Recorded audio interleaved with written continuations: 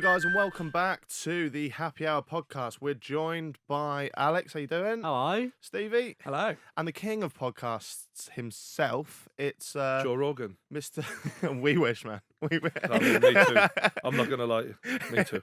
It's Mr. Geordie. It's TrueGeordie, a.k.a. Brian B-Rye. How you doing, B-Rye? I'm good, mate. Thanks for having us on. I've sort of about time in it, really. Yeah, I know. I've been wanting you on the channel for a long time. Yeah. You've done 4 on my podcast now, I think. 4. Four? Yes, I have. Yeah. I have. Yeah, I forgot because we were then 4. talking about the Christmas special. That was as I just said to you. I can't watch it back. Yeah. I mean, I put it out there for everyone at Christmas who's a bit lonely. We cheer them up. We keep them company. And there's Will and he's there as well.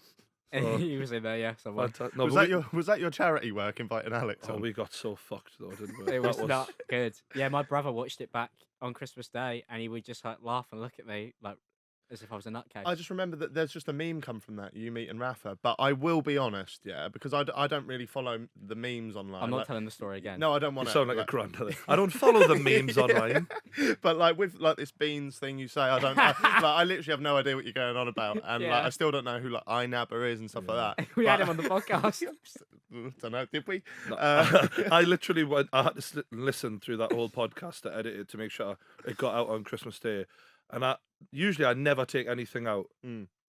I edited out at least 5 minutes of Alex just talking, like absolute. Oh, brilliant. It was so boring and nonsensical. I was like, I'm doing him a favor here, though. Do you know what I mean? No, you are. He would thank me for this because it was just the ramblings of a madman. Yeah. That is Do me. you know what I mean? That's Imagine my doing a role. podcast with him every week. Yeah. I'm Me crazy. and Lawrence really got a.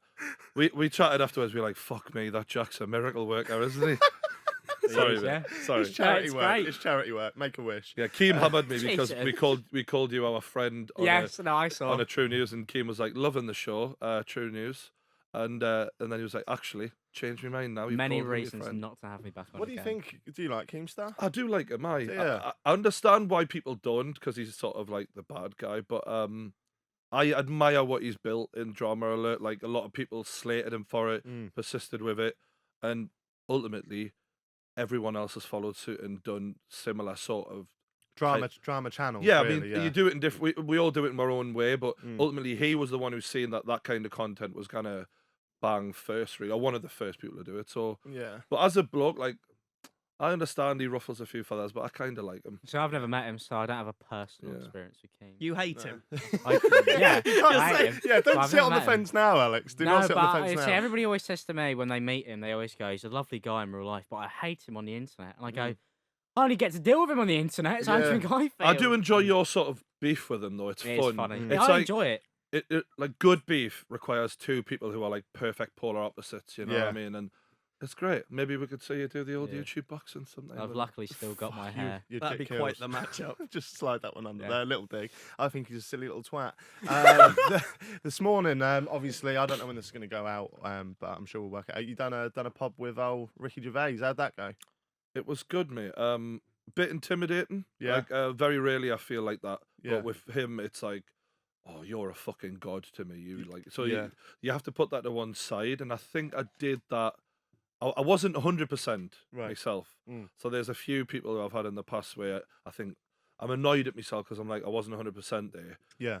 Like a little bit on the nervy side. So like there's a pause in your brain where you're like, shit, what do I ask? Which you don't have with other people, but No. because it's them, it's there, Yeah. and it was there a little bit with him, but not that much. I'm quite happy with the pod. It was good. When you go into big pods like that with people you admire, do you? I think you just answered it really, but do you get nervous? Are you somebody that just gets nervous in general? Very rarely. Yeah. So I've learned from my past experiences. Me worst one where I really fucked it in my head Mm. was Eddie Hall, who's the world's strongest man. Okay. Why? Um, That's interesting. Because before I did YouTube, I was doing like weightlifting and I was like obsessed with world's strongest man. I was like, oh, I could fucking do this, Mm. which was deluded at the time. But you know, I'm a strong lad in the gym, but there's a difference between being the strongest lad in your gym and the strongest lad in Britain. Yeah, I have the same issue actually. But I looked up to Eddie Hall for like years and years. So when I met him, I just shut the bed a bit in the interview. Like I was good, but I know I could have been better if I hadn't have been like so in awe of him. Yeah. So I learned from that. Yeah. And then when I did the Shearer one, I had like a word with myself before I went in on that one, and I was like, nah, I'm gonna fucking nail this. Yeah. So I was better, but I was still a little bit nervous for Shearer, but I was better. So the more it happens, the better you get. It's like, I guess it's like stand up or some shit like that. Like you Yeah. get better at. Comes with a job, doesn't it? But I was probably like, if I'd done Gervais a year ago, it would have been a lot harder. Yeah. I don't think you can. I don't think I've seen you in a podcast on your channel seem nervous. I think the only time I've seen you a little bit flustered, which is obvious, I think a bit obvious, was at the press conference with KSI. But that was extreme circumstances. I think. Yeah. Jesus. Yeah. I think we'll get to that. Jesus. Get to that bit later on. I'm as we're all mates. Hopefully this podcast just turns into a lot of waffle, really. But I want to just put these obvious questions out there, just because I think there'll be a lot of people that are interested. Shoot. Who's the best guest you've ever had on your podcast? Apart from the obvious, there's Alex in the room, so Yeah. but- I'm right here. Oh, by the way, before we get into that, can I just say Stevie always sits. I've never felt intimidated on this podcast. KSI came in, I had to tell him to sit properly because he was slouching like this all the time. You walk in, and just take a seat. assert yourself. This is what I do. No. I've done a few podcasts. I feel very much at home, lads. Thanks for making In us my welcome. chair. You're welcome. You don't feel at home, do I you? have no idea what's going on. Just one little change of chairs and he's out of his comfort zone. Oh, What I'm the gone. fuck is going on? Whole chemistry of the podcast ruined. But I actually like it because we have the guest there. Sometimes we have the guest there. We've got the guest there now. This means nothing to the audio listeners, and this is my best side, so I actually feel more comfortable. You're now. still being filmed from the same side, though. Yeah, And I go think fuck I yourself. feel like Stevie needs a bit of a push, so I'm helping him out a little bit here. You didn't even remember his name before. Sorry, mate. You totally misjudged me here, By- honestly. By putting me here, pushing me away. I like when I said, "Why are you sitting there, Brian?" Brian went, "Because I'm going to be the new him." That is totally true. Sorry, Stevie. That's We've right, got two some guests in a great row. emails recently, haven't we? About Just where they Oh. just don't ever know. Who I'm- it is. It was so good though. It's so good. We got an email and they asked us to do one of these happy hours at VidCons. We're going to do one, and we got an email and they were like, "Hi, yeah, can you fill in this form? Also, can you get Alex spelled Alix? So that's never the go-to for Alex. Can you get Alex and Matt to also fill in the form?" I'm Matt. I was like, "What?" And then they corrected the email and put, "Sorry about the last email. We meant Alex with an E and Matt." And they still said Double Matt. down. Matt Stevenson, of course. That's Yeah. you, that's Stevie. your new I had to name. send in all my details, and I was so tempted to just put Matt. You should have just done But it. instead, my bio now just says the lesser known one from the happy hour. See, So- I Yeah. nearly asked her, how do you guys know each other? And then I realised it's all about me. Yeah, no, it's all about you. Forget it. I'll learn that later. Yeah, get rid of it. Who's your favourite guest you've ever had on? I'm intrigued. But more so, not so like, because obviously Shearer's going to be up there and probably Gervais now and stuff. But like, who? Perhaps a better question is, who surprised you the most? Who made a great podcast? We've just done a one with Ian Wright. Yeah. And when you walk out of a podcast, you want to be like, fucking nailed that. And that's exactly how I felt with him, because he's got a good story. You know, he's very popular, but he really opened up. And I don't like it when people hold back on a Right. podcast. And I know everyone holds back a little bit because like you've got your own personal life, but he gave it. I mean, he cried in the podcast. Like he fucking brought Jesus. it. Like, and with someone like me who's going to ask those questions and someone like him who's going to give it all. I mean, it's just that's what. So someone like Ian Wright would be classic. Tony Bellew was good. We did that one on EXO. So that's sort of the type of people I like, where they just don't hold back. Do you know what I mean? Have you ever had anyone? I don't want to say that you've disliked, but anyone that you've not necessarily vibed with as much as you thought you Yeah. have. Dizzy Rascal. Well, that's I surprising. really worshipped him as a 16-year-old. Yeah. And when I met him, I feel like there was just a real. What I wanted to talk about was "Boy in the Corner," which is the original album that made me fall in love with his music, because he was like this switched-on young guy who was the same age as me and really understood the world and just put it on an album that was like perfect. And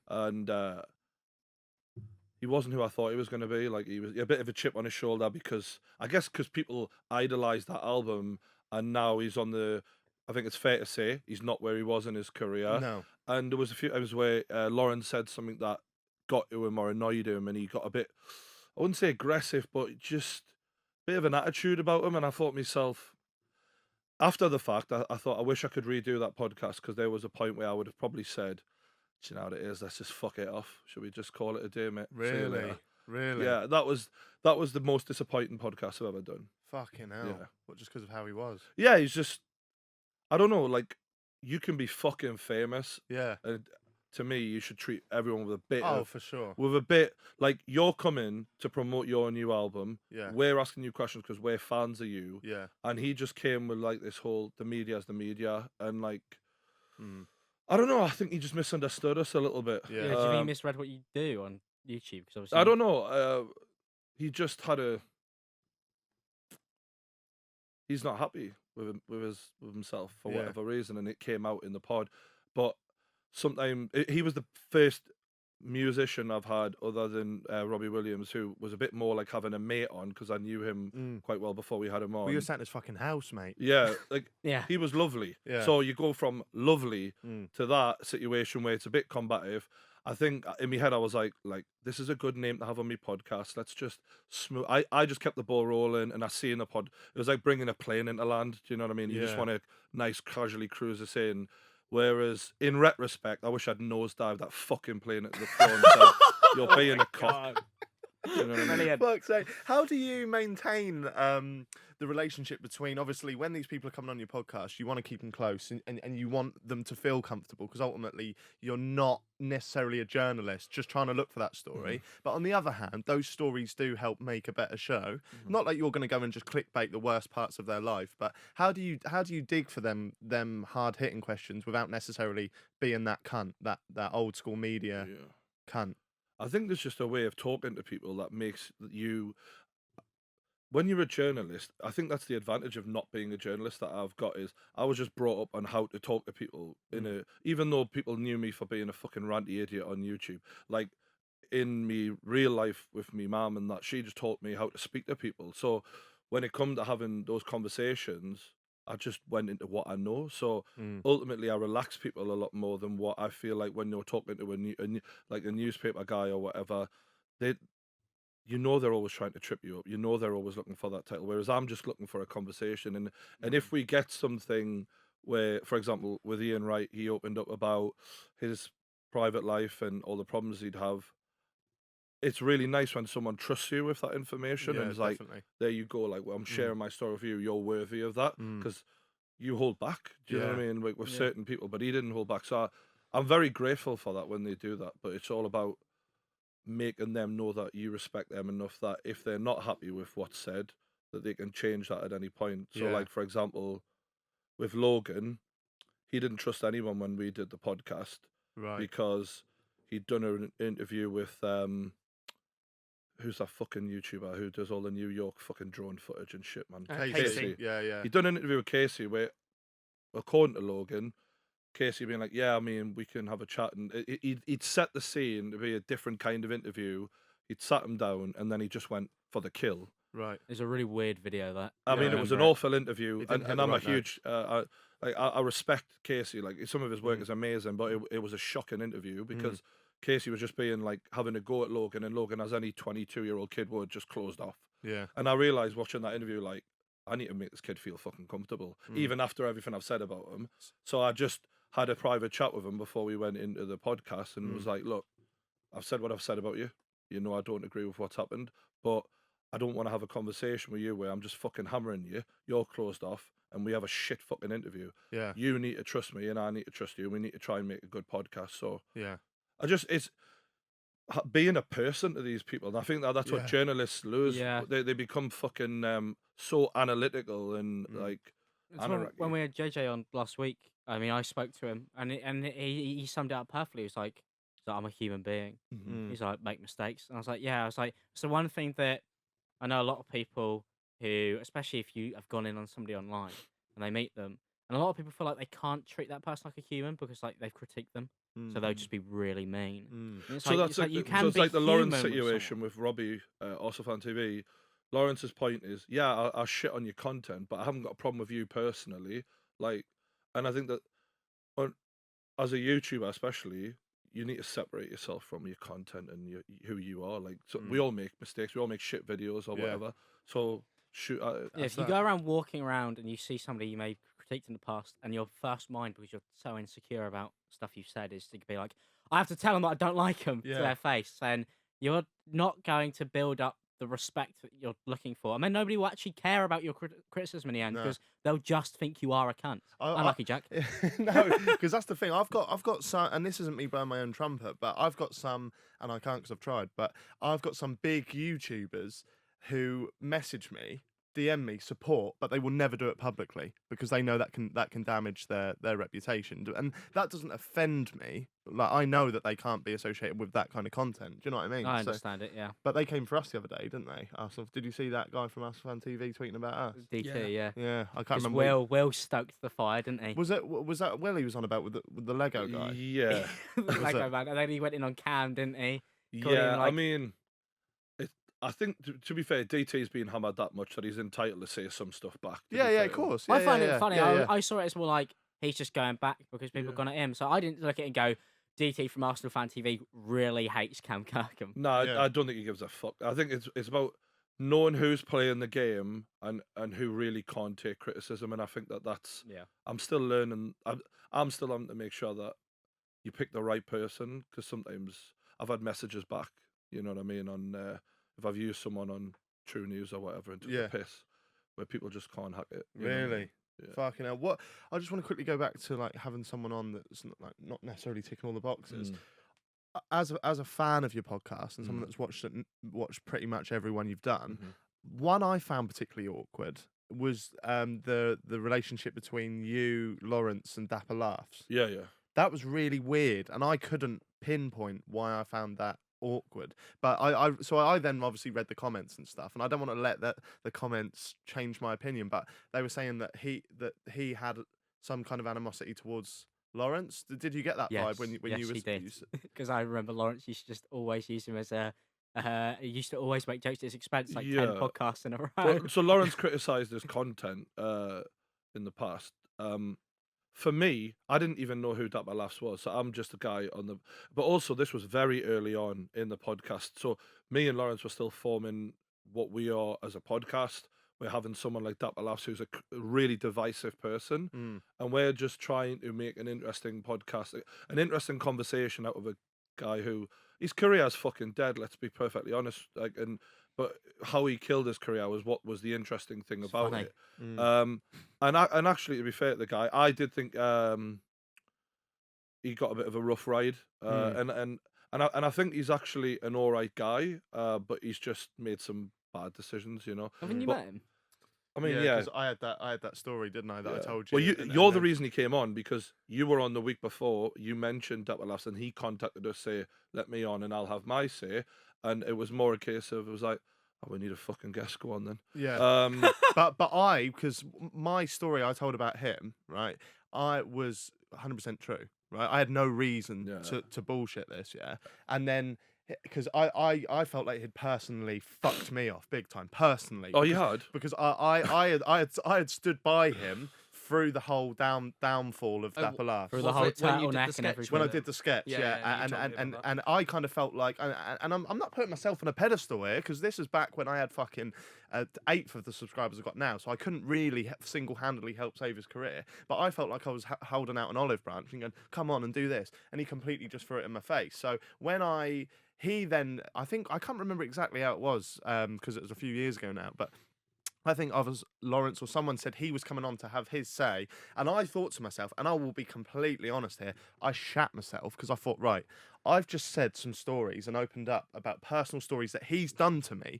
that are 100% true. Now, I know I haven't done anything. I've done a lot of stuff that people could expose me for, I guess, but nothing that he fucking knows because I don't know him well enough. And I thought, his career is fucked now. It's gone, right? He's now going on a big platform on Brian's channel.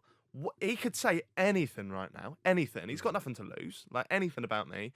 And if that comes out, there's going to be some people that believe it. Do you know what I mean? So It was from my point of view. It wasn't a case of he was going to get to have his say about you as much as about his career, and that's where the interest came because me and Lawrence were like being honest, you know, getting guests who are interested is difficult, and then you find someone. Yeah, all right. Then Lawrence were like, "You be bad cop because you've slammed him, and I'll sort of present some balance because I do actually think that the jokes he made weren't as bad as the backlash that he suffered. It wasn't really fair. no, it was the But yeah, apology. it wasn't my best. It was a bad podcast in that respect for me.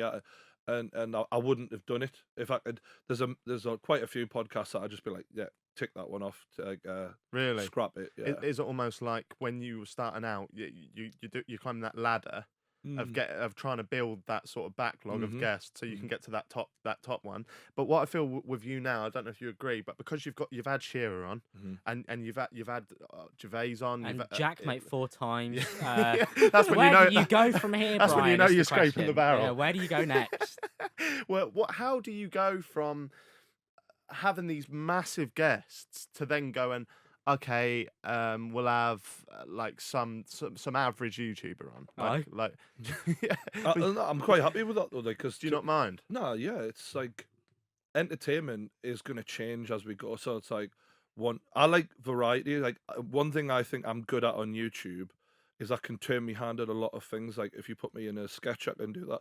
Podcast, live stream, regular YouTube video, me alone to camera. Me like I want to be the guy who can do a lot. Do you know what I mean? So helping Ian Wright with his story, and then doing Gervais, and then maybe finding a new up and coming YouTuber who I can do something with. That's cool, and then just getting pissed with your mates is funny as fuck anyway. So Yeah. like, I don't really mind. It doesn't have to be about status. It's about status is good, but you'll run out of that. So you've got to be like, all right, well, if I could get someone interesting, like we've had a guy who was on death row who was innocent, or Sean Atwood who did his whole drugs thing and that. Like we've had some.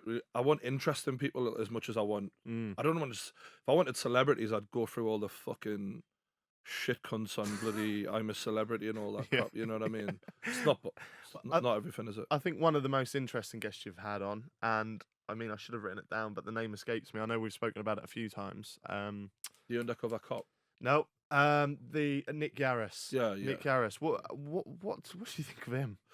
Nick's a really interesting guy because on the one hand he's not normal.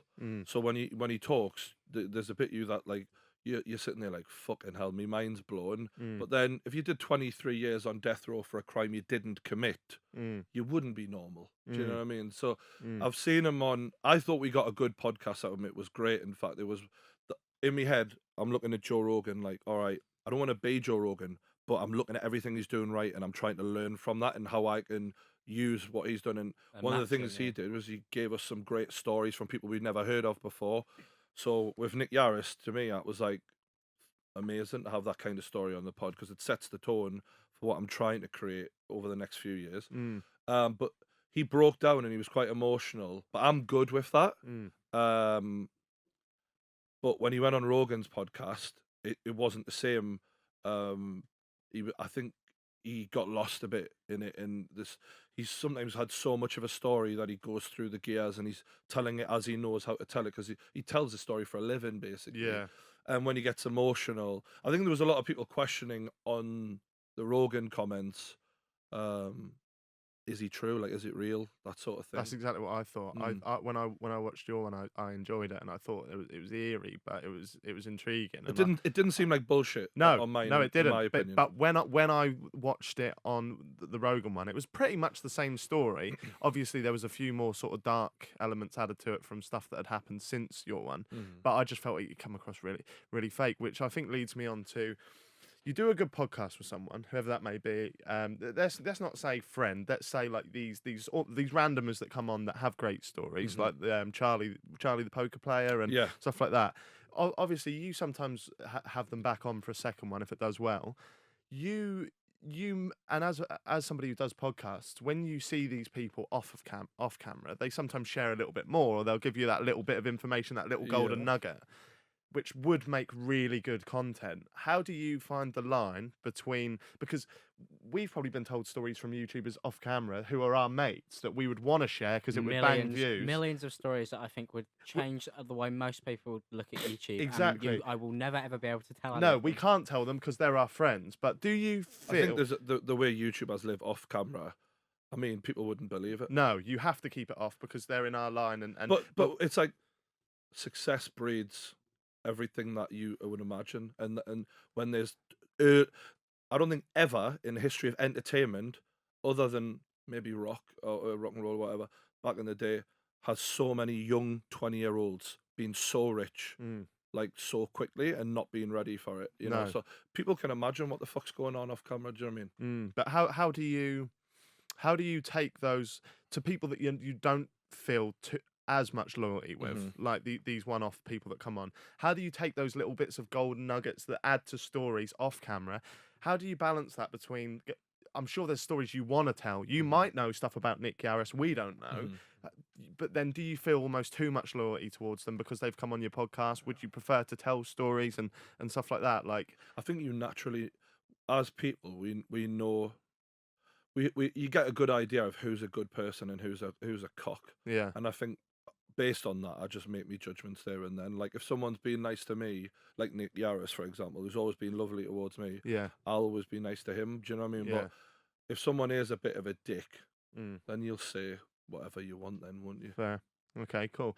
After the break, I'm going to ask Brian who his top 5 podcast guests are going to be, dead or alive. I'm going to tell my 5, and then you two. What are you looking confused for? How many of his guests have died? No, I'm saying no. In the future, he can have 5, and I want to know who they are. And 4 out of 5 of them are going to be Jack, mate. So tune in after the break. And we can chat through that. See you in a bit.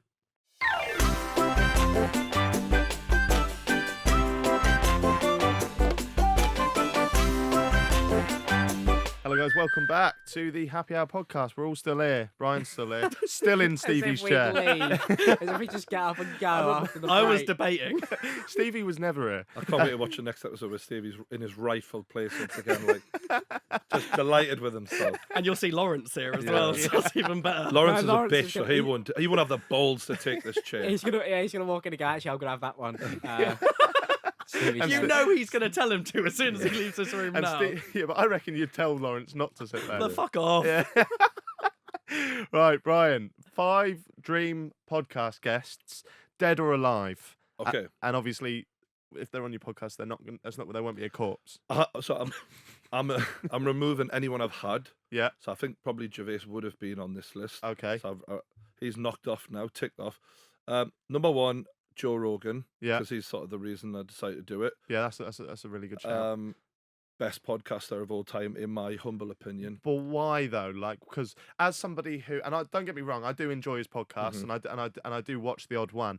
But I don't know if it's because I know you, but I prefer the TrueGeordie podcast. So what is it about him that you love? What does he do? The magic of Joe Rogan is that he always grows as a person. So the reason why he's been able to keep everyone's interest when he does 5 podcasts a week, every single week, is the Joe Rogan of 2 years ago is not the same as the Joe Rogan now. And even as a 50-year-old man, he's constantly learning, he's constantly changing his views, he's constantly evolving as a person. And how much shit he knows blows my fucking mind. So, like, he could have, like, I carefully select who I'm going to have on. He, like, this scientist, this historian, this fucking bloke who shoots fucking sharks or whatever the fuck, this UFC fighter. Shoot sharks. He's had all Recently. sorts of weird The people shark on. hunter. No, man, he's just and He's got like 1,000 episodes. but doesn't the he? Yeah, I mean, 1,200. That's not including all the other fucking pods he's done as well on MMA or whatever. Like the amount of the diversity in his conversations and how he can hold his own with people from all walks of life, and the fact that at 50 or whatever he is, he can do 2 podcasts a day, no problem, then go and do a comedy set at night, then go and commentate on the UFC on a Saturday night as well. I mean, his work rate it pisses on everyone on YouTube, in my opinion. So it might not. You could argue that maybe he doesn't have the single greatest podcast of all time in terms of the one episode that might be the best, but like his body of work, for me, there's a reason why when you look at the iTunes episode charts, he dominates. 'Cause he is the best, in my opinion. So that would be the reason. What if you had to say to someone who'd never watched a Joe Rogan podcast in their life to watch one single episode? Which one would you pick out? My personal favourites are when he gets pissed with his mates. Like they're because I like his friends as well. His friends are all very likable guys. Right. But I think the biggest episode he might have ever done was the Alex Jones one, where he had Alex Jones on for That was the incredible. 9/11 podcast, ironically. Right.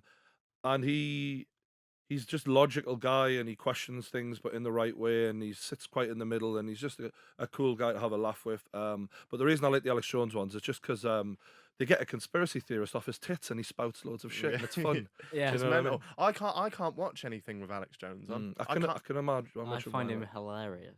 But I lose track. I think it's so fucking mental. It's almost to me when he talks. One thing that I hate, a pet peeve of mine, and I don't know if I've said this before on the podcast. Apologies if I have, but I don't like when people tell me their dreams.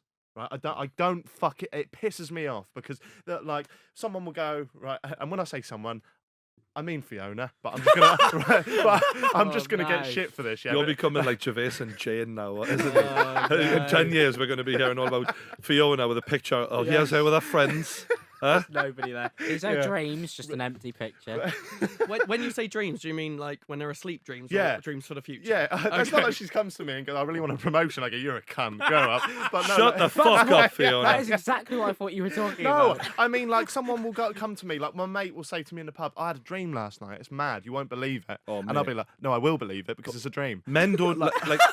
I know I'm a bit. Shut down. But men don't do that shit. It's always women who bang on about their fucking Although, dreams. ironically, When I wake up in the morning, don't fucking. If I haven't got a coffee, don't fucking talk to me.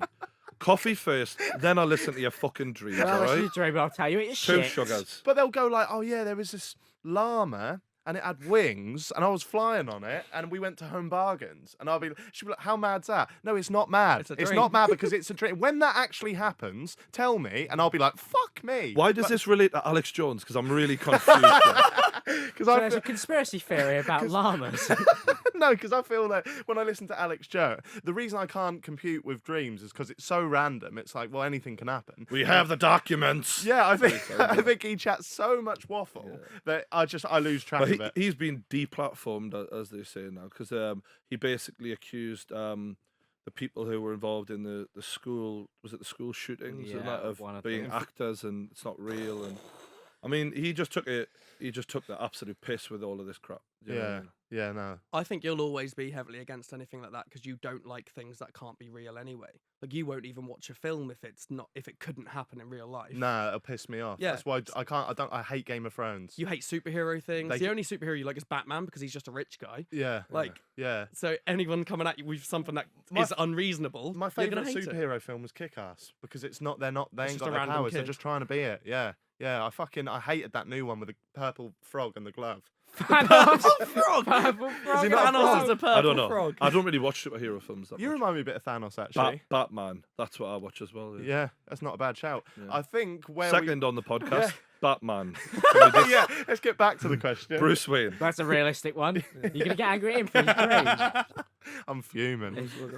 All right. So James Gandolfini, who played Tony Oh, Soprano in nice. The Sopranos, my favorite actor ever. Yeah, They're quality. remaking The Sopranos, like they're doing a prequel movie. Right, they're usually shit though, aren't they? They are. I'm worried, Yeah. but his actual son, who was with him when he died, is going to play him. Fucking hell. In the movie, so That's that'd good. be pretty cool. Yeah, And he looks a lot like his dad. So yeah. I've never seen The Sopranos. Oh my fucking god! Just get up and walk out. No. I'm glad that I can give this gift to you, mate. Yeah. I don't know if you like Goodfellas. You ever seen Goodfellas? No. I thought it was because I don't know if you like good films. The Sopranos is a quality fucking piece of work. Isn't there like 9 seasons? or There is, but the thing is, it's like the reason you have all of the reason Netflix is Netflix Mm. is because people love box sets. The reason people love box sets is because The Sopranos was like the first real quality show. It was based on gangsters, but really this theme is family and relationships. And instead of not speaking to each other anymore, they have each other whacked. Right? It's fucking Yeah. Tony Soprano. Like Gervais calls it the greatest TV show of all time. Right. For that, he's a really complex guy who, like, he's so flawed, but like he's a loving bloke, but he's also quite nasty. He's got girlfriends on the side. He's fucking violent, but then he's trying to be a better man. He's a mobster going to therapy. Mm. He's full of contradictions, but it's a really interesting show. And I think acting performance-wise, that was the most believable. When you talk about believable character I've ever seen on Really? TV. Yeah. Never seen it. Have you seen it? No. Oh man, I just didn't want to. I'm giving you a gift, Well, I have Keller. to now. Mm. Thank me later. What's your favourite series, Right now, Yeah. I just finished the season 2 of The Punisher. Stevie? Very good season. Game of Thrones. No. I like Breaking Bad. Yeah, I like Breaking Bad. So Breaking Bad's good. Mm. Sopranos is better. Really? Yeah. Fucking But hell. my favorite show at the minute is called The Last Kingdom. It's on Netflix. Incredible. It was on BBC. Yeah, it started on BBC and then Netflix picked it up. It's like Game of Thrones in terms of like people will liken it to that, but it isn't. It's based around the Viking times. Actual kings as well. Yeah, it's based around real events, that battles that took place and that, and it's like, oh, it's fucking class. It's very good. I would have thought you would have been a big fan of Sunderland Till I Die. No, I've never seen that.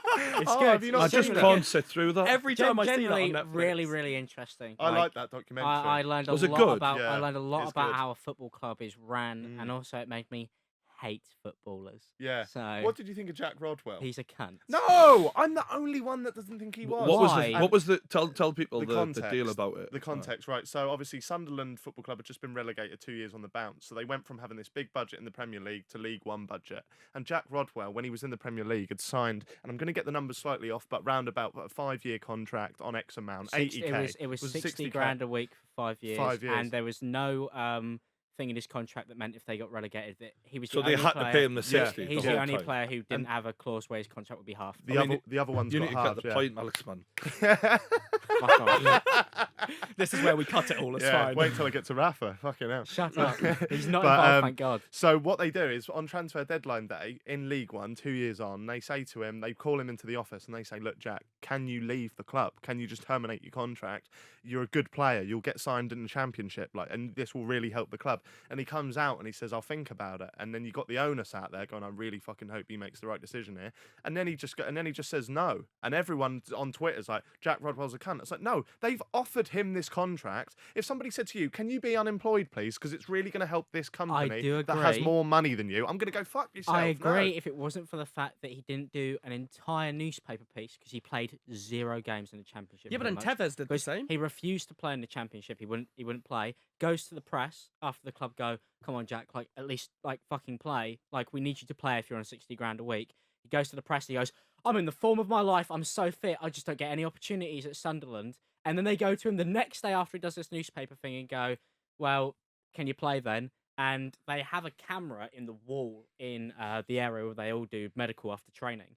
And I think it's Darren Gibson goes, "Oh, I saw a newspaper piece. Does that mean you're going to start playing again?" And he goes, "No fucking chance, mate." Really? Day after he said he's day after Now he said- you see he's a yeah, cunt. and that's Oh, yeah, why well, there you go. that's why I thought he was a cunt. Because Right. obviously, if you're offered a 60 grand a week contract, no, you're not just going to rip it up. Did, No. did you see Darren Gibson Oh, crushing his car? mate, Yes. that's all in the doc. That's in the doc yeah, as well. Is it? Yeah, there's a bit Magic. where he's in the pub and he's slagging off Sunderland Oh yeah, and they seeing film that. him. Yeah, seeing that with Right his- with before the beginning of fans. the season. There's a bit But I like it when he went, "None of them give a fuck." yeah, I like that, yeah, actually. it's a bit real. I love when there's a bit where Chris Coleman's in the car park and this guy comes up to him and calls him a prick and he goes, "What do you mean I'm a prick? I'm a married man. I've got 6 kids." Yes, he did say that. That's irrelevant. I love how at the birth of every child he has, child number 4 is like, "Definitely not a prick." Now. Like, that doesn't prove nothing. yeah, yeah. Yeah, and when he goes to screw up to him afterwards, and it's like, "What are you doing?" I know, it's bizarre. I mean, yeah. it instantly cuts to Chris Coleman was fired. Yeah. No, yeah. genuine. I think football clubs are full of dicks. Like in terms of like the people who run them, it's full of non-professional people who've never had to have proper jobs. So they're just a bunch of young boys mentally with a load of money to play around with. It's, Yeah. it's Definitely. It's very like, rarely do you get good people. it's like the whole Anautovich thing going on at the moment. Yeah. What do you think to that?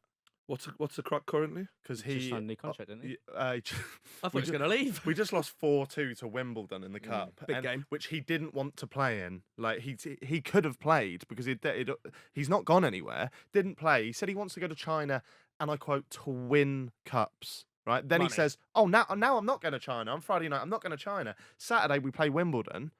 Why are you not playing if you want to win cups?" And then he posts a video on Twitter last night going, "Hey West Ham fans, like I've decided to stay."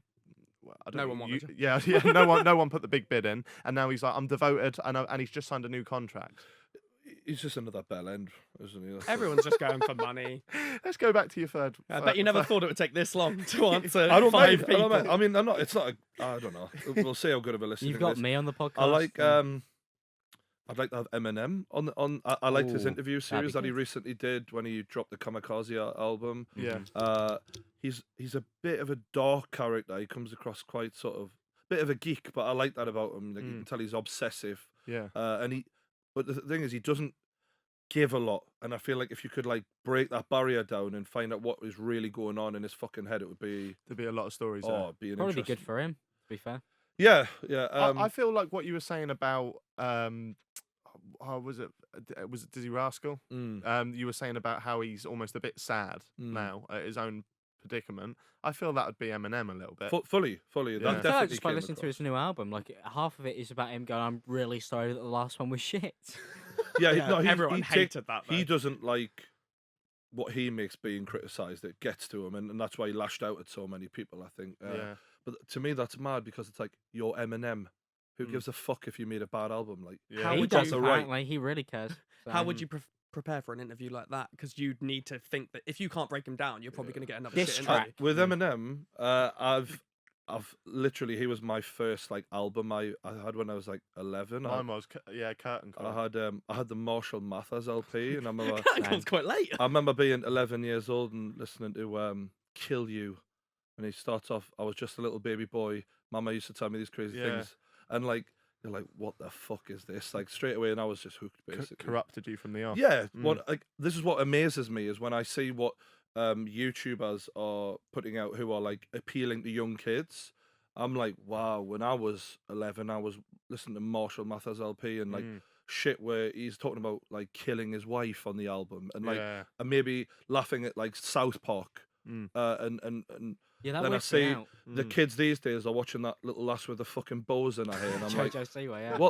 what the fuck is going I on? just feel like I skipped that, like that entire. That never generation. happened to me. You're ever. making it sound like it's a bad thing. Why is everyone not listening to people want to kill people? No, but I'm genuinely like. I just don't know how you get there. But when I right? was 11, I would have known that she was a cunt. Do you know what I'm saying? I would have been like, she's a cunt. I like straight when away. you say about you bring up Joja Siwa or whatever her name is, and we all just slowly turned and looked at Alex like you've done a few videos on her. I'm That's- doing a video on her actually today. Oh my so God. No, there I you watched go. some of her videos recently because Logan had her on the podcast, and I was like, what a cunt. Do you know what I mean? She's how old is she? Like 14 15, and 14. No, Yeah. she's 15, but like she's apparently telling people get your mum and dad's credit cards or whatever, some shit like that. She Whoa. sold 40 million of those bow things. that Yeah, she's got. but this is the million. thing is if you want to make money on YouTube, I mean we fucked up. If you want to make money on YouTube, appeal to kids first, yeah, we're fucked. second women, Yeah. third, and if at all, men like lads because if they exist. I mean I look at it now and I think I fucked up, mate. Going for the lads. There's no money in lads. they don't want money to buy is- anything. I mean, your classic case. We've seen your CPM. Hello. Money is in appealing to women and kids. Yeah. Right? Yeah. I fucked up. Next on the list. He's Not really all- hurt by And that. the isn't rest he? of the list is just women. Next on the list. Sarah Jessica Parker. No, Tupac. Of all the women, Yeah. what an odd No, but choice. she's a woman that appeals to women. Sex in the City. No. Yeah. Tupac. Yeah. I just think he's a really complex character, and I loved his music growing up. Yeah. And for people, the one thing that people forget about Tupac is he was like 25 when he died, and when you think of how much he achieved and all the barriers he broke down and the kind of music he made, he's just untouchable for a 25-year-old bloke to die like he did. So I actually didn't know he was that young when he died. he Yeah, was that's really sad. he was a super genius.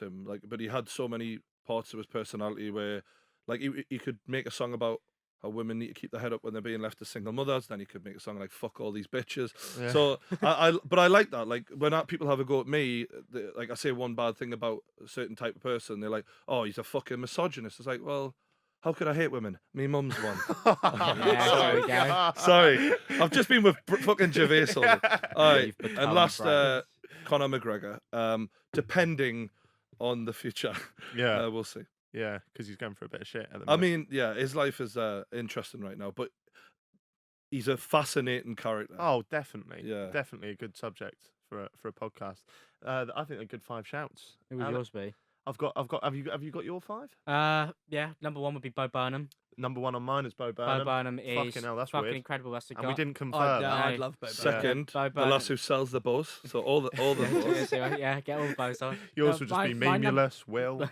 Mine would be Bo because of the fact that obviously started as a YouTuber, jumped off, and his live shows are just Incredible. fucking genius. Do you know much about Bo? Not much. Oh, mate. Incredible. His Netflix You've got some special is Netflix unreal. specials Yeah. that, like, especially for people do our job. I think Bo is an incredible social commentary on what it's like to do what we do, Yeah. and he puts it out in a way where people who don't do, I suppose, entertainment would be able to understand what he's going through. The only thing Bo struggles with, like when I've tried to show him to people, you know, when you show someone a comedian and you're just sat there going, "Oh, they're gonna love He's this." genius, yeah, he's so clever. His music.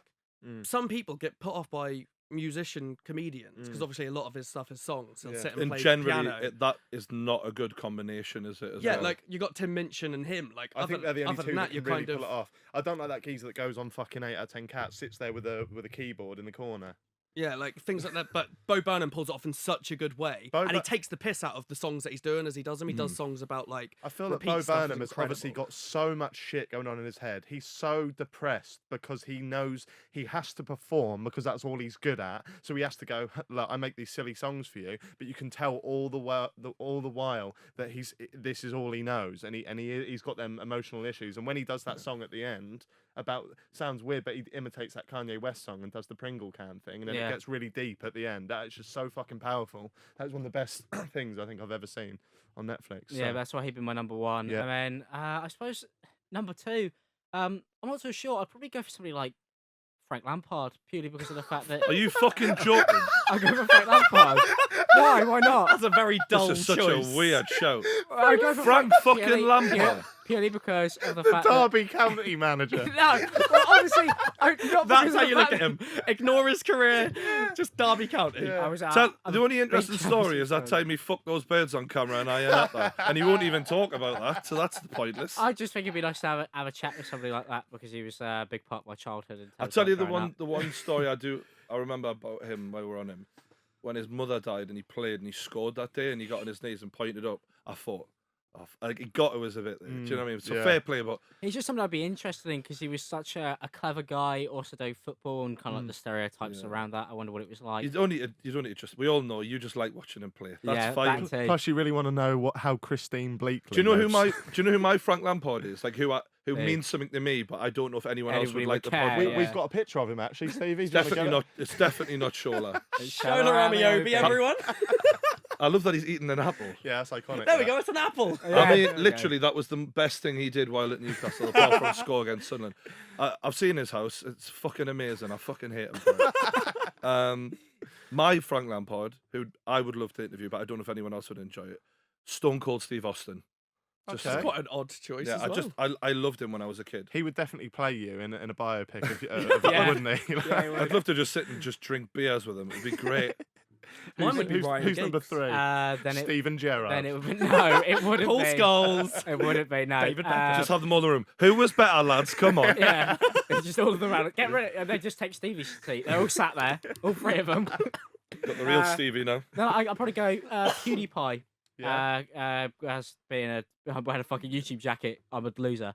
But like, quite obviously, said it. I'm gonna go for YouTubers. I'll go for PewDiePie just because. Fucking hell, I wonder what it would be like to be the number one. That sounds terrifying. I would not want that. I would not want that thrusted on me. Well, he won't have I'd to worry want the about it ad much longer, revenue. will he? No, he The won't. Indians Yeah. are coming. Aren't they? Then I get T-series on, all of them, all the million videos. I asked PewDiePie, you know.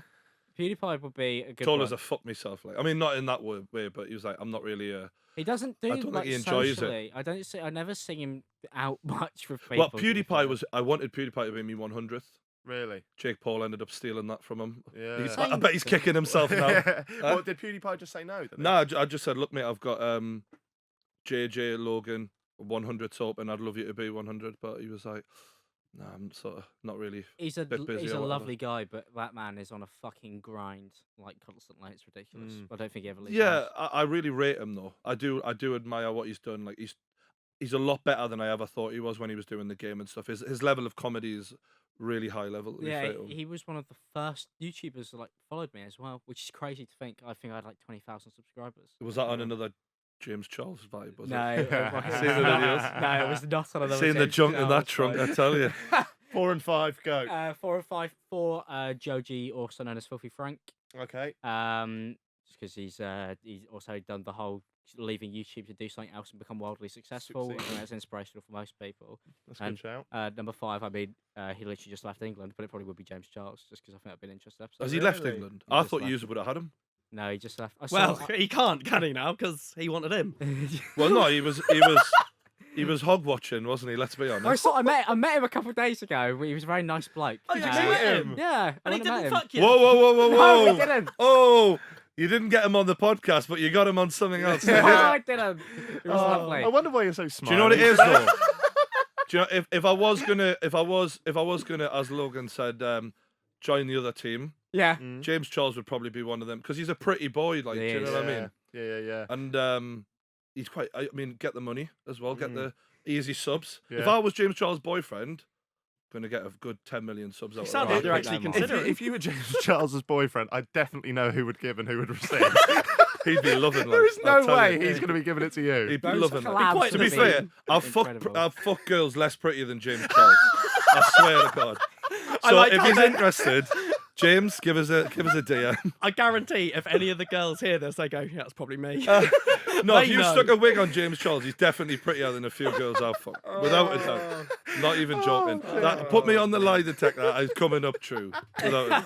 I want to see these girls. Wait there, Jack. Who's your 5 anyway? So mine would be Bo Burnham. We've already discussed. Number 2, I think this is a traditional dinner party guest answer, but I'd love to have Hitler on. Wow. Yeah, I think you'd get on. Do you know? I was watching a podcast. There was a scientist or whatever on Rogan's podcast, and he was like, it might have been Jordan Peterson actually, and he was saying, in order to criticize Hitler, you have to first understand the genius of the man, and he went through, and he made you realize like the guy, as much of a fucking horrible cunt he was, he had qualities of him that made him a formidable fucking what he did. He was unbelievable. What he I'd did. want to get right in his head. I mean, one thing you can say about Hitler is he was very good at what he did. I mean, yeah, he no, was- you- People or What? convincing we're on people to dodgy kill? ground here, but it's Everything. true though, isn't it? Yeah. I mean, It's worrying though. Like he was. if you want to be a psycho and kill people, then he did that in a fucking. Because you would think most people would be like, all right, maybe this isn't a good idea. But he'd managed to convince so many people to carry out those orders, which is and what crazy. Jordan Peterson I think said was, you know, everyone watches the story back of how it all unfolded in Germany and thinks I would have been on the right side. He goes, no look way. at the percentages. Yeah. Like people went with it. You know what I mean? Yeah. And the chances are that everyone would have went with it because everything aligned for him. You're a product of your environment, Yeah. basically. It's like how many times do you have somebody that's just born in England, like just to traditionally white Christian parents that are that you don't have a kid that's just born and go, I'm a Muslim. Like that never happens. Do you know what I mean? You No. are a product of your environment. So if you are brought up in to fucking- worship this in- guy, yeah, it would have happened. Yeah, And exactly. there's so It much would stuff have- that it would goes have on happened.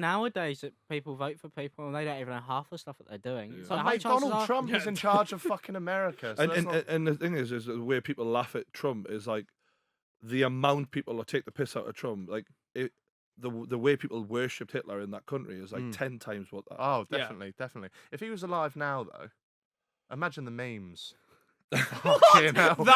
That's where you go. I love your mind. How did you get there? From Imagine know. the Hitler. I bet you there already is something. To be There's fair, loads Yeah. of if there Hitler Yeah, isn't, no, but like meme makers out there, we know you're listening. Sort it out. Fucking Send hell. he would some definitely Hitler have already been on memes. PewDiePie's channel. Number 3 would. Oh, God. I don't know if it's wrong to have a dream guest that I only want to know a certain aspect of their life, because obviously when you have someone on, you want to ask them the whole thing. But Yeah. I would really like to have Heath Ledger on and ask him about the role, just that one role. Like I know he's done a lot of other films. I couldn't give a fuck about him. I like The Dark Knight. What is interesting about that Batman, the trilogy, is that in 10 Things I Hate About You, Heath Ledger's in there, and obviously the guy who plays Robin Yeah. is the guy playing alongside him the whole time.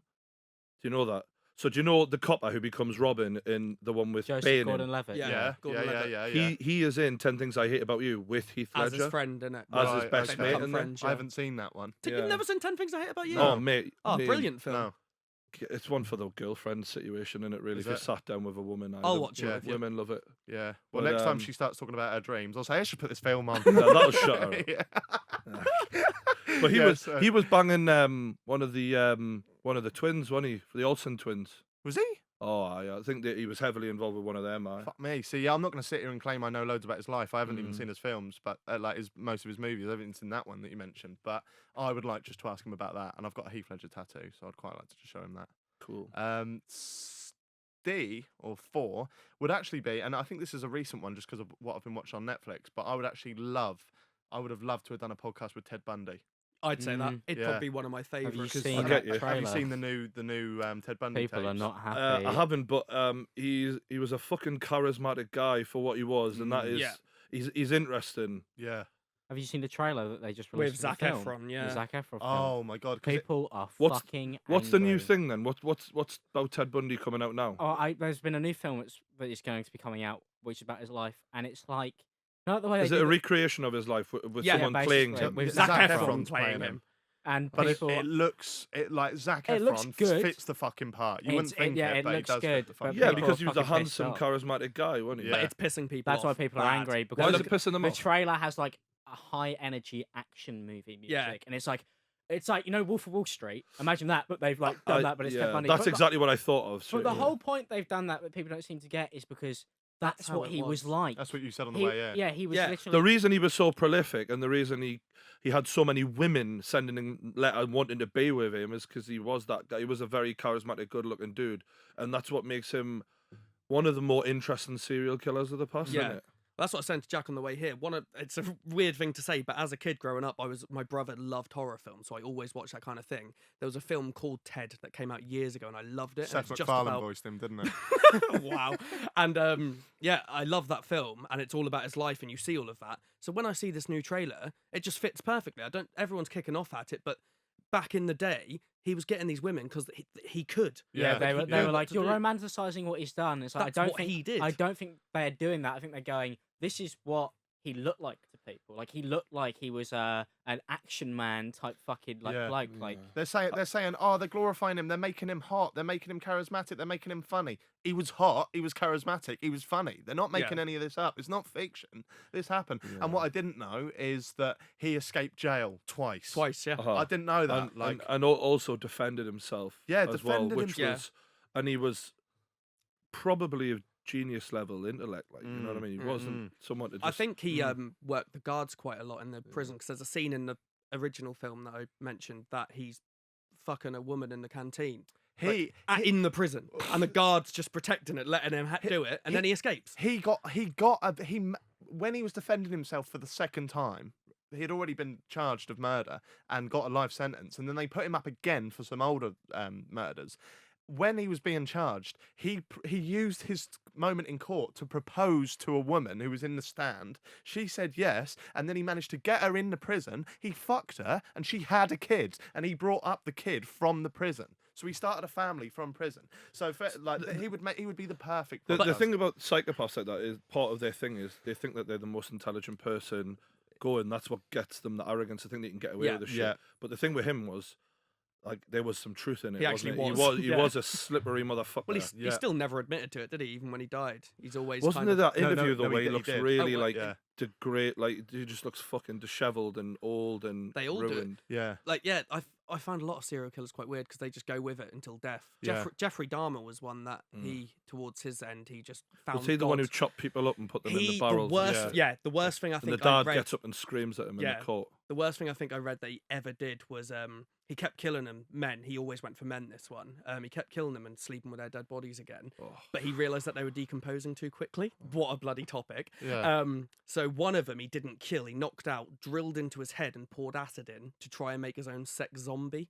And then it eventually killed the guy anyway. And then he had to get rid of, he stuck Can you him all in imagine? pipes. Fucked it right up. happy Try something else hour. He's just like, It was the "Oh." acid. I should have put something else in. Welcome back to the Happy Hour podcast. This is your fault. I know. And then Eileen, by the way, what's that? when we're talking about serial killers, have you seen Monster? No, Oh, I yeah. haven't. So there's a documentary about one of the most prolific women serial killers called Eileen. And you might have seen her. She sort of pulls her hair back, and she's got this like way about her. Creepy, yeah. And she denied it like right to the bitter end as well. But basically, she was a prostitute, and she'd kill men in the car when they had their dicks out.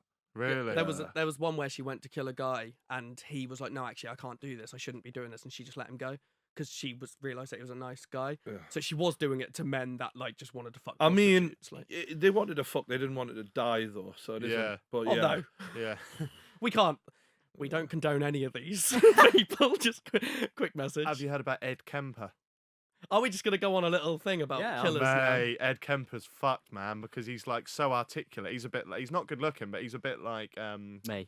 fucking what's it? Ted Bundy. No, he's a bit like Ted Bundy. He could 'cause talk his way out of shit. Like. Oh yeah, like, and he's like, he was massive, like he's probably as big as you, and he had this like big tash, and he spoke about his crimes not in an eerie way, not in an evil way where know it who you're spooks talking you, about. but almost in like an intriguing way where it's nothing to him. And he Oh. chopped his mum's head off and had sex with her neck hole. You don't even know what to say. No, I'm just like, No. this is my podcast, isn't it? Like, I know for a fact that no one else's Who's gonna podcast get this? was JJ's like this. I don't know. No, no. I'm proud of that. If we're talking favorite serial killers, you ask, Yeah. the Iceman. I don't know if you've heard of him. He was a hitman for the mafia, and the reason they called him the Iceman is because he was so calm and cool. I think it was called Richard Klinsky or something like that. And Stone Cold Steve Austin's gimmick was based around the Iceman, like this sort of ice in his veins character. And he was so big. One of the ways he killed someone was he wrapped a rope around someone's throat and turned around and hung them off of his back. And he would literally just sit there with his eyes closed or whatever and wait until the body went lifeless, and then he would know it. Because he was so big, he could just do that and kill them like that. Jesus But he did Christ. like some interviews which are really cool because he just sits there and talks like this and That's terrifying. very calm and nothing phases him ever. Wow. So the Iceman is my most interesting serial killer. Fucking hell. I'm going to go home and search that up. Who's number one on your list? I've got one last serial killer. One last one quickly, right? There's a guy called... I love how this segment was supposed to be about a dream guest and it's just turned into serial killer. All my dream guests are serial killers. All my I'm dreams not- are about serial killers. Shut up, Fiona! That's better than Frank Lampard, surely. Jesus, Fuck's it sake. is, isn't it? No, there's a guy called, I can't remember his first name, but his last name's Alcala, and he's known as the dating show killer. Have you heard Oh of him? my days. No? So This is mental. He, Cilla Black. he was charismatic. What do you know about this, Brian? No. Like he was very. This guy was charismatic, right? Long hair, and he used to kill women that he was going on dates with, and because he was quite charismatic, he knew he could always pull women. So you can see the clip on YouTube. He goes on to the American version of Blind Date, and there's this woman in one side of the door, obviously the same format. Christ. He sat on the store, and she's going, and she just instantly likes him. She's like, guess number one. He sat there. If you could be any dish, and I had to serve you, what would you be? And he goes, I would be the banana, like that. And then he's like, because you can peel me. And I'm like, oh my god, this is freaky. And I don't know if it's just Jack saying it, but that was not sexy. No. no, I said freaky, didn't I? Oh. Did I say sexy?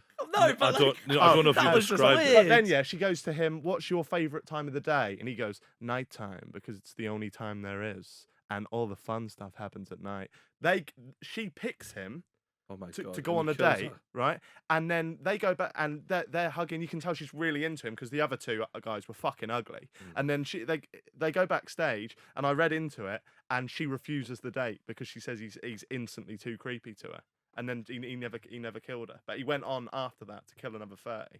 30. Yeah, Jesus, man. You didn't Yeah. make him sound charismatic at all. I would be the banana because you Please could peel don't. me. Never say it Don't again. do that. But I've got the accent. And my last one would be Robin Williams. Yeah, that was Straight my into it. favourite serial killer as well. Actually, out of all of them. Yeah. Yeah, Oh, Robin Williams. He's dear. a shout. Actually, before I did Gervais, I was thinking about that. Like, who would be the equivalent of Gervais? Like, who else could you group up there with him as like can write a show, can act in different ways, can make you like stand up, can do it all. I think he's very Gervais like, but Americanized. You know what I mean? Yeah. And with the voices, he's got a bit something else to him as well. But he was such a talent. Stevie, if you had to pick one. Well, I'm not going to give you 5. That's I too- think we ate into his time with serial killers. We're sorry about that, Stevie. That's fine. Amazing. I think at the moment, my favourite, I'd go comedian. Michael James Bublé. Acaster. What? James Acaster at the moment. Okay. that's- Something about him. That's I an just can't, achievable I think guest. I think he's really smart. Brilliant. Yeah, we should have set achievable goals. We Yeah. didn't, did we? Yeah, let's make some dreams about that. So next up on Happy Hour is going to be James Acaster and Frank Lampard. There was I've got a little bit here about just the KSI stuff, but I feel like that's died to death. I mean, you can ask us whatever you want. I- bro. Set another video for the second channel. I just want to know what was going through your mind when that press conference was dealing you with the shittest hands possible. Like what was going through your mind? Because that was the only time I've seen you visibly rocked. I wanted to punch people.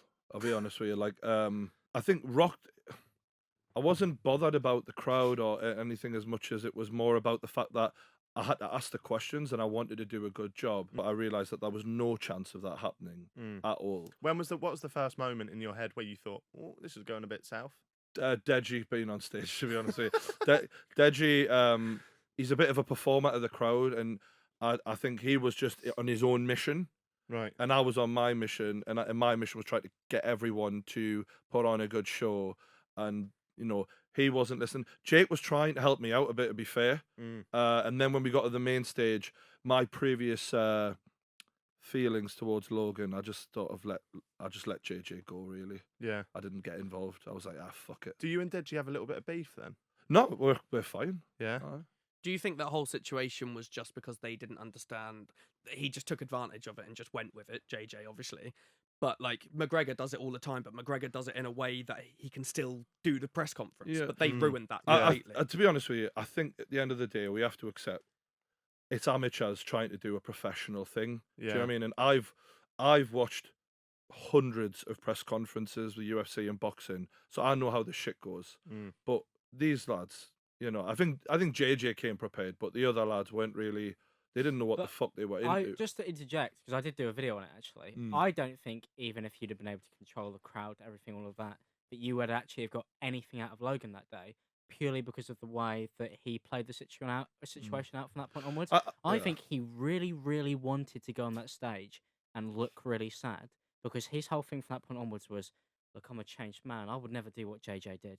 I would never say the mean things JJ said about me on that stage. And I saw the clips he used every single time, diss track, whatever. Why would he fly all the way over to England just to bottle the press conference? Because he did it. I think he did it on purpose. No, I believe personally, obviously, it's just my personal view, that he wanted to go on there, and then because his whole thing from that point onwards, he did a 10-minute video going, JJ was really mean to me and hurt my feelings, and I just didn't want to do that. I think Logan was prepared to answer questions. I never asked him, to be fair to him. But I'll tell you what, that fucking crowd, though, to be fair, were brutal. Hostile, like, I've never known anything. I liked like all the memes after that about the American crowd compared to the English Yeah. crowd. It made us look great. I've been to some dodgy football matches and shit. That was like as bad as, because it was so enclosed and people were so close. Like, it wasn't even like there was the distance for a football match where you could run off away from it was the fucking after scenes that were terrifying. No, it was. You see the people chucking paint. It was terrible. There was But people chucking it was a paint. shit show. But it's difficult because I felt like I felt like the only person in the room who was sort of trying to keep, like, the production side of things behind the scenes was an absolute. There's a microphone, Brian. Get on with it. Save us, mate. Like no one fucking helped me. Do you know what I mean? I was just there on my own. No, you trying. literally looked like you were stranded on stage. Yeah, You looked fucking I mean, terrified. I wanted to fuck it off, to be honest with you, but you just gotta. I was invested in it. I wanted to do a good job, and I was like, oh, fuck's sake, what am I gonna fucking do? Do I just punch everyone in sight, or do I fucking keep this together? Start the boxing now. Yeah. Let's skip this press conference bullshit. But I was more angry at the production. I wasn't really as angry because I knew the lads were just trying to win. They're trying to get the mental edge. I was more angry at the people, the bottle jobs who handed me the microphone, who were like, who hadn't really done the prep. Do you know what I mean? Like, the microphones weren't pointed the right way. There was so many little things that I was like, this is amateur hour. This, do you know what I mean? What was it like backstage? Was it hostile? Love being backstage. I've been with Gervais. I don't know what just happened. They're quotes from The Office. Aren't Yeah, they? sorry, Yeah. he knows.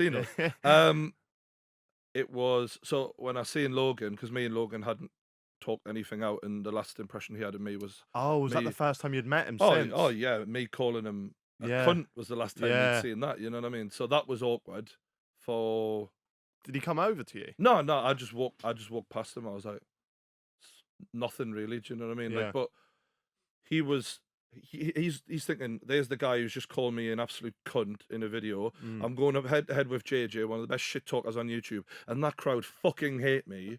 It must have been difficult for him, and that's why even when I made my responding to the Logan video, I even gave him, like, I'd probably have been fucking struggling as well, to be fair to you. Do you know what I mean?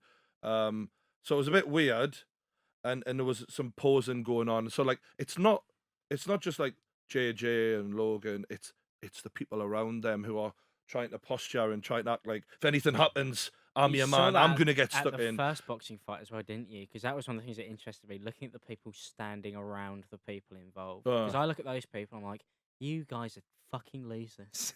Yeah, I think one of my most frustrating moments of the whole thing was the weigh-in where JJ and Logan are on stage. It's just supposed to be me, JJ and Logan, ask them some questions, but the entourage, everyone wants to be on those pictures. Yeah. Even the security guards, and that's when it really I mean, Really? if you look at the pictures, you'll see Oh my. everyone's trying to get in, and I'm like, this little stage ain't gonna fucking support all us cunts, lads. I mean, I'm fucking 23 stone myself. Yeah. So I'm trying to have an organized fucking thing, and I'm not normally doing this. I'm a fucking podcaster, but my dream job is to do that sort of shit, really. So I was enjoying it, but I was like, can everyone just get off the fucking stage? We're just going to do a face-off. Just going to wear the lads in. I'm not going to let anything happen. I'm just going to separate them if anything starts. But it's the demand for everyone to be in that limelight was really like, and people can look at me like, well, you weaseled your way in. Well, fair enough, but I think actually I Well, earned you my are way. hosting it, so I- it is, you kind of are I meant to be fucking, there. I fucking earned it. Do you know what I mean? I'm the sports guy in the fucking space, and I podcasted with the pair of them, and I know them, so I'm in a good place to like say, calm Yeah, down, I lads. look at it and I'm like, those people are meant to be their friends, like the Joe Weller one. And Yeah. it's like, I look at it and I go, you're meant to be there to support your man, I suppose. The guy who everybody's fighting over their attention for. Same with the people with Logan and stuff. And it's like, what you end up doing is you make your guy look like a fucking idiot. Because there's like 3 people standing behind him at all time, all trying to look like big guys. It's like, you make him look like he can handle himself. and Exactly. it's- So if you look at the UFC press conferences, when the two fighters square off, there's Dana White in the middle. That's it. You know, yes, they've got their entourages behind off stage, but they're men enough to stand up. At one point, I looked at my side. I thought, Shannon the Cannon Briggs is here. Yeah. I mean, if anything kicks off, this is going to be a fucking nightmare. Do you know what I mean? Like, just, You picked him out, obviously, for the first person you were going to punch. I mean, mate, I tell you what, there's not many people I would be like, fuck me at, but he's one of them. Do you know what I mean? He's fucking huge, and he could fucking throw a dig. Like, so I was just aware of how many people were around. It's like, Yeah. this is not a good situation. That's not what you So want. that was, but it was a good learning experience for us because if we ever do it again, and if they ever want me involved again, I'm going to ask for more control over that situation and be like, when I'm the one who's doing the controlling of the show, people who shouldn't be telling me what to do, security guards, friends of the fighters, don't fucking come near me. Don't tell me what to do. Let's have the fighters here. I'll stand in the middle. We'll take the picture. We'll fucking go home. Yeah. Like, because too many people think that they're, In charge. oh yeah, and they're not. You could tell by the way they were talking to you, especially from the American side. that Yeah. They thought that they were running the show. Yeah, well, and I understand because they were getting things thrown at them at the time, so I was trying to calm that down. kind And of as we shit- all remember, we're all gonna go home. Classic. What kind of shit were they throwing? Oh, pennies, shit like that. I don't know. Fucking Sidemen hell. hats. Yeah, but it was just, Wow. it was a lot. It was a lot of. If we do it again, I've learned a fuck ton for next time. Yeah. So if they want me involved again, I don't want to be a part of something that is a shit show. So I want to at least, and if they don't want me involved because I want to do it properly, then I'd happily step aside this time. Yeah. Fair. What? Good luck to anyone taking that Yeah, on me. well done. Fuck me. What was Logan and Jake? What were they like when they came on your podcast? Like, what were they? Behind the scenes. Yeah. Really sound actually. Was it an in and out job, or did you have time to just sort Oh of? yeah, we had time to chat. So I had a chat with Logan first because obviously I wanted to be like, look, we've said what we've said. We had a chat on the phone beforehand, and I just was like, let's do a fucking good podcast. You know what I mean? Like I want to make good content. Let's have it out. You know, you had your experience with suicide. I had mine. I'm happy to go into that, but I didn't want to berate him and be like, what you did was wrong. Like, Yeah. of course he knows that by now. Yeah. So I wanted to just explore it and then get onto the JJ thing. And Jake was just there to support Logan, to be fair. And I was like, in my head, I'm like, all right, then Yeah. let's do the fucking podcast, mate. You know what I mean? Why not? Yeah. But if I'd known more about Jake, I would have had a much better podcast with him because it was mainly about the fight. Was there not a sharp contrast in their personalities when the cameras went off? They're similar, but they're different. Like obviously they're brothers, but Logan comes across as a lot more confident and a lot more sort of like the older one of the two, and Jake. Jake is like off the rails.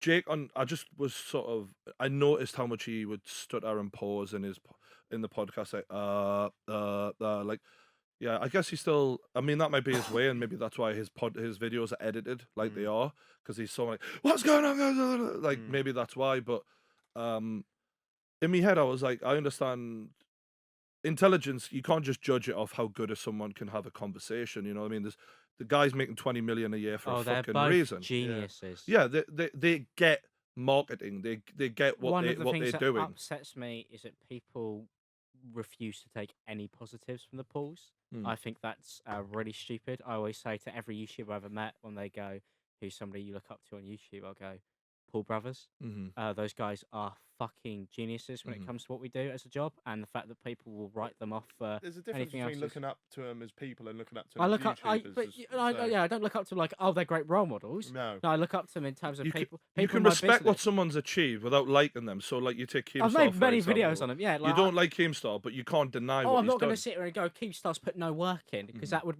be a fucking lie. And And I that's don't, what I don't think. like when people try and discredit people like that. It's one thing I get when people go, oh, their videos aren't even that good. I was like, no, I could objectively see why people would enjoy a Logan or Jake Paul video. Like I could understand it. So I just don't like them as people necessarily. But you know, But I don't want to get. I think there's something to Logan though. That there's this guy is he's charismatic. he's a serious killer. He's a serial killer. He's by a God. serious He's killer. a serious killer. there's he has potential To be a to serial go killer. to a place that other YouTubers can't and he could get off the platform and go further than most YouTubers He could. was I think. very close to doing really With the really movies big and shit. things. Yes. Yeah, Unfortunately for him, that really. I set couldn't him up. imagine anyone else turning around what he did. And he did He's- it yeah, in a he's- short time as well. Like, Yes, very quick. Within the matter of like 6 months, the fight happened, and that was like perfect timing for everything. JJ saved his career, and Logan admitted that. Yeah. Yeah. I think the last question I want to ask is, putting all bias aside, if the rematch happens, you were there on the night, you saw the fight, you saw the styles, you know fighting. We're amateurs here watching this. I'm an amateur watching it. Who would your money be on and why? I'm gonna give you my honest answer, and that is, and I know it might seem like a bottle job of an answer, but it's the truth. Whoever wants it more will win that because they are so closely matched in terms of like ability. And even before the fight, I did say to like Lawrence and them around us, and you can ask them. I don't think anyone's finishing anyone out of these two because the minds are so strong of these lads. Like the way they're so determined with YouTube, they just brought that to boxing. But Logan's fucking huge. Like that's the thing that people don't get. Like, and he's like, I think saying he could be a UFC fighter. I mean, obviously he couldn't have a career in the UFC because it's too late for him or whatever. But he's built for fighting. Like the guy is like actually built for His it. arms are ridiculous. And JJ's got this like superhuman stamina that people underestimate a lot. Like he can fight solidly for a lot of rounds. So like they've both got like good qualities. And I just think whoever really knuckles down between now and November, if it is in November, like they reckon it's going to be, is the one who's going to win it.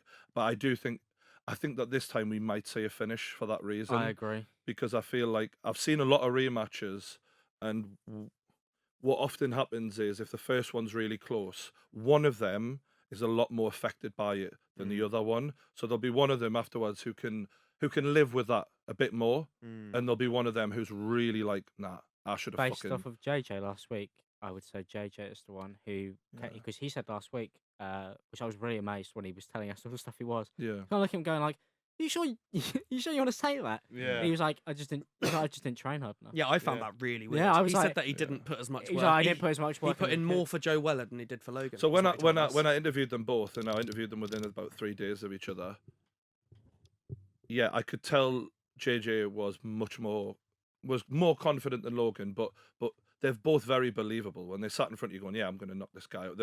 But yeah, the truth of the matter is just one of them is going to be really, really affected by that draw more than the other, and he'll be the one who comes out on top clearly next time. I think, and I'm just an amateur here. This is just my No, I've prediction. seen your boxing Instagram videos. mate. I think I would go Logan Same. because I think it's in America, and I think JJ last week when he came in, all credit to him, but he seemed so relaxed and so almost not nonchalant, not He bothered. didn't seem that he cared Yeah, that much. and I said he's still training. He was like, yeah. And it was just like, was like, is he going to be in I know America? November's a long way off, and he's still got time to like. He's not.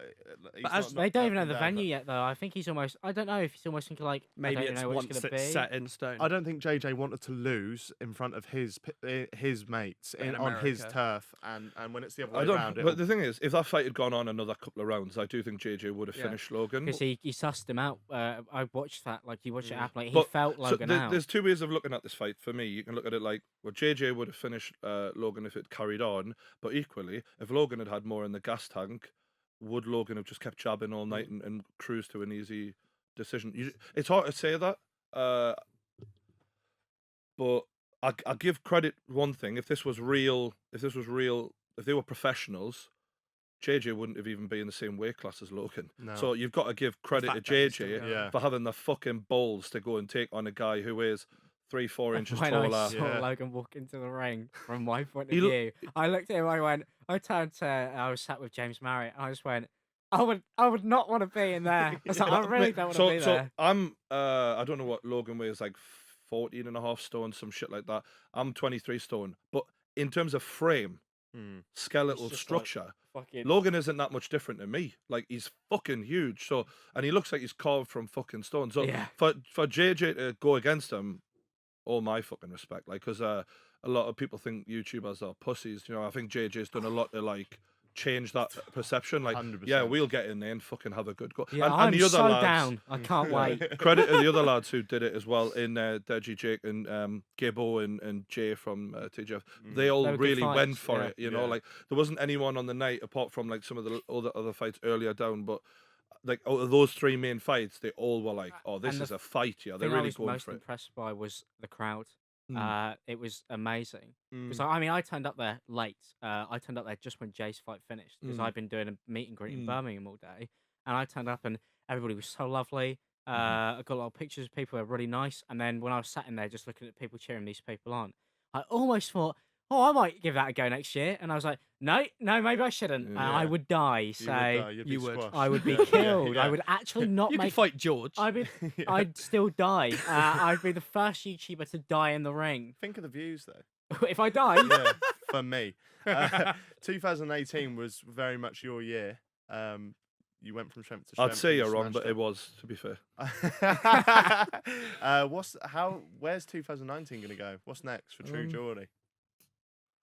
I don't know. Frank Sometimes Lampard on the pod. I'm just an opportunistic cunt, to be honest, lad. So when I say it, hopefully I'll smash it. But I guess what I'm happy about now, as YouTubers, we're all trying to like find our little place or whatever, where that's you're trying to nail down who you are. And I think like being older and that's helped me with that. But also having that year where people found out, like, seeing more emotional side of me when I had the crying video and that, and also getting to get in the ring and like host do the dream job, and maybe one day I could do that professionally. I'd love that. Just getting to prove myself a bit more. Now I've had that year, and I'm kind of like, all right, I've carved out who I am, and I just want to do more of the same now, really. Lovely stuff. I I'm sure think, you'll the, I smash think, it. yeah, I think the moment you carve out exactly what you're doing, who you are, and people can emotionally connect with you, they're willing to give you a shot at whatever you want to do. Because if they believe in you, they'll believe in whatever project you want to go into. I think it's a lovely Yeah. way to end it. There we go. Brian, TrueGeordie, Cheers, thanks for lads. coming on the podcast, mate. It's been a pleasure. Alex, Thanks, thank you. Thank you very much. Stevie, thank you. Oh. You know where to check him out, guys. TrueGeordie on everything. This has been the Happy Hour podcast. We'll see you soon. Bye.